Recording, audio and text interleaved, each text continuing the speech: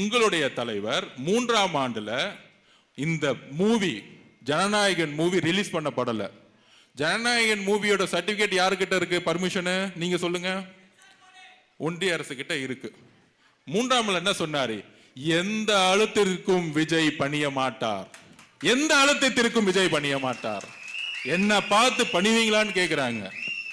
தைரியமாக பேசிய இன்னைக்கு இந்தியாவில் 2 தலைவர், ஒன்னு ராகுல் காந்தி, இன்னொன்னு எங்களுடைய தலைவர். படம் நடிக்கிறோம் போறோம் என்னமோ ஓகே. ஆனா இன்னொரு கொஸ்டின் திமுக பார்த்து கேட்கிறேன். அந்த டைம்ல ஒரு மூவி ரிலீஸ் ஆச்சு. அந்த படம் பேர் என்ன? மறந்துட்டேன். பராசக்தி. அது வந்ததும் தெரியல போனதும் தெரியல. அந்த அளவுக்கு மக்கள் தூக்கி போட்டாங்க. உருட்டலான்னு நினைச்சாங்க அந்த படத்தை வச்சு ஓட்டு வாங்கிடலான்னு. மக்கள் மனசுக்கு பாருங்க, இந்த படம் ரிலீஸ் ஆகல, உன் படம் ஒரு நாள் கூட தியேட்டர்ல ஓடாதுன்னு தியேட்டருக்குள்ள மக்களே போல. அப்ப இந்த ரெட் ஜெயின் கம்பெனி யாருது நீங்க சொல்லுங்க.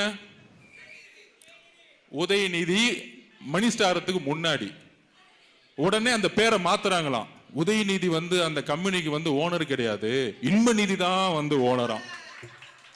இன்பநிதி யாரு? உதயநிதி மகன். சரி, இன்பநிதியோட தாத்தா யாரு? கொஞ்சம் சத்தமா சொல்லுங்க.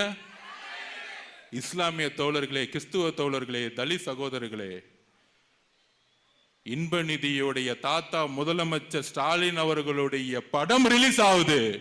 ஆனால் உண்மையாக அரசியல் செய்யக்கூடிய எங்களுடைய தலைவர் இன்றைக்கு வரைக்கும் அதோடைய நஷ்டத்தை தைரியமாக எதிர்கொண்டிட்டு இருக்கார். இப்ப இஸ்லாமிய தோழர்களுக்கும் கிறிஸ்தவ தோழர்களுக்கும் இது பதில் சொல்லுங்க. எல்லா நிருபர்களும் போய் உதயநிதிட்ட கேளுங்க. அது எப்படி சார் உங்க படம் மட்டும் பாஜக சர்டிபிகேட் கொடுக்குது, அவரது மட்டும் கொடுக்கல,